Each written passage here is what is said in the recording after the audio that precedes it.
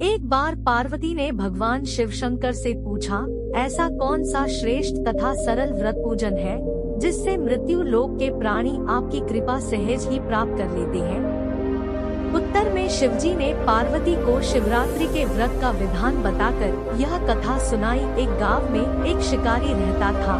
पशुओं की हत्या करके वह अपने कुटुंब को पालता था। वह एक साहूकार का ऋणी था, लेकिन उसका ऋण समय पर न चुका सका। क्रोधवश साहूकार ने शिकारी को शिवमठ में बंदी बना लिया। संयोग से उस दिन शिवरात्रि थी। शिकारी ध्यानमग्न होकर शिव संबंधी धार्मिक बातें सुनता रहा। चतुर्दशी को उसने शिवरात्रि की कथा भी सुनी। संध्या होते ही साहूकार ने उसे अपने पास बुलाया और ऋण चुकाने के विषय में बात की। शिकारी अगले दिन सारा ऋण लौटा देने का वचन देकर बंधन से छूट गया। अपनी दिनचर्या की भांति वह जंगल में शिकार के लिए निकला, लेकिन दिन भर बंदीगृह में रहने के कारण भूख प्यास से व्याकुल था। शिकार करने के लिए वह एक तालाब के किनारे बेल वृक्ष पर पड़ाव बनाने लगा। बेल वृक्ष के नीचे शिवलिंग था जो बिल्वपत्रों से ढका हुआ था। शिकारी को उसका पता न चला। पड़ाव बनाते समय उसने जो टहनियाँ तोड़ी वे संयोग से शिवलिंग पर गिरी। इस प्रकार दिन भर भूखे प्यासे शिकारी का व्रत भी हो गया और शिवलिंग पर बेलपत्र भी चढ़ गए। एक पहर रात्रि बीत जाने पर एक गर्भिणी मृगी तालाब पर पानी पीने पहुंची। शिकारी ने धनुष पर तीर चढ़ाकर ज्यों ही प्रत्यंचा खींची। मृगी बोली, मैं गर्भिणी हूँ, शीघ्र ही प्रसव करूँगी। तुम एक साथ दो जीवों की हत्या करोगे, जो ठीक नहीं है। मैं अपने बच्चे को जन्म देकर शीघ्र ही तुम्हारे सामने प्रस्तुत हो जाऊंगी, तब तुम मुझे मार लेना। शिकारी ने प्रत्यंचा ढीली कर दी और मृगी झाड़ियों में लुप्त हो गई। कुछ ही देर बाद एक और मृगी उधर से निकली। शिकारी की प्रसन्नता का ठिकाना न रहा। समीप आने पर उसने धनुष पर बाण चढ़ाया।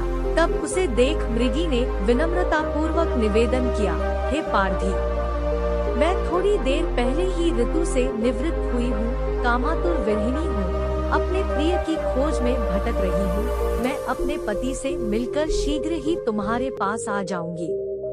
शिकारी ने उसे भी जाने दिया। 2 बार शिकार को खोकर उसका माथा ठनका। वह चिंता में पड़ गया। रात्रि का आखिरी पहर बीत रहा था। तभी एक अन्य मृगी अपने बच्चों के साथ उधर से निकली। शिकारी के लिए यह स्वर्णिम अवसर था। उसने धनुष पर तीर चढ़ाने में देर न लगाई। वह तीर छोड़ने ही वाला था कि मृगी बोली, हे पार्थी, मैं इन बच्चों को पिता के हवाले करके लौट आऊंगी, इस समय मुझे मत मार। शिकारी हंसा और बोला, सामने आए शिकार को छोड़ दूं, मैं ऐसा मूर्ख नहीं। इससे पहले मैं 2 बार अपना शिकार खो चुका हूँ। मेरे बच्चे भूख प्यास से तड़प रहे होंगे। उत्तर में मृगी ने फिर कहा, जैसे तुम्हें अपने बच्चों की ममता सता रही है, ठीक वैसे ही मुझे भी। इसलिए सिर्फ बच्चों के नाम पर मैं थोड़ी देर के लिए जीवनदान मांग रही हूँ। हे पार्थी, मेरा विश्वास कर, मैं इन्हें इनके पिता के पास छोड़कर तुरंत लौटने की प्रतिज्ञा करती हूँ। मृगी का दीन स्वर सुनकर शिकारी को उस पर दया आ गई। उसने उस मृगी को भी जाने दिया। शिकार के अभाव में बेलवृक्ष पर बैठा शिकारी बेलपत्र तोड़ तोड़ कर नीचे फेंकता जा रहा था।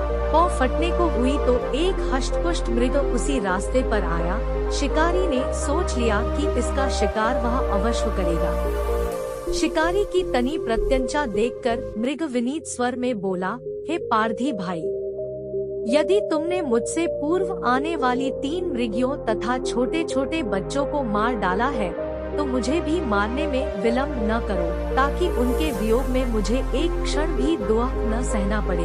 मैं उन मृगियों का पति हूँ। यदि तुमने उन्हें जीवनदान दिया है, तो मुझे भी कुछ क्षण जीवनदान देने की कृपा करो। मैं उनसे मिलकर तुम्हारे सामने उपस्थित हो जाऊंगा। मृग की बात सुनते ही शिकारी के सामने पूरी रात का घटनाचक्र घूम गया। उसने सारी कथा मृग को सुना दी। तब मृग ने कहा, मेरी 3 पत्नियां जिस प्रकार प्रतिज्ञाबद्ध होकर गई हैं, मेरी मृत्यु से अपने धर्म का पालन नहीं कर पाएंगी।